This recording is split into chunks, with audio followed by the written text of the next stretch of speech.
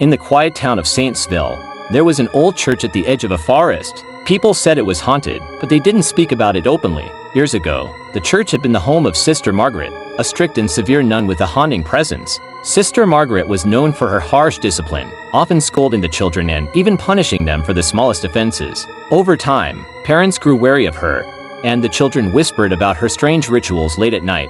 When only the shadows watched, one cold autumn evening, the church mysteriously went up in flames. The fire was fierce and wild, and by the time it was extinguished, the entire building had burned to the ground. No one knew how the fire started, but when they searched through the ashes, they found a single, chilling thing: Sister Margaret's rosary, half buried in the scorched earth, its beads still intact, despite the destruction around it. Rumor had it that Sister Margaret had set the fire herself, performing some dark ritual before the flames consumed her. Some said she'd made a pact with something evil, and that she'd vowed to haunt the town forever. After the fire, people began to report strange occurrences. At night, the sound of faint chanting would drift from the church ruins, and those who dared to venture close claimed to see a shadowy figure in a nun's habit, her face hidden, silently watching from the charred remnants of the church. Years later, the townspeople rebuilt a smaller chapel nearby, hoping to bring some peace to the restless spirit. But it didn't work. Each year, on the anniversary of the fire, people reported seeing Sister Margaret,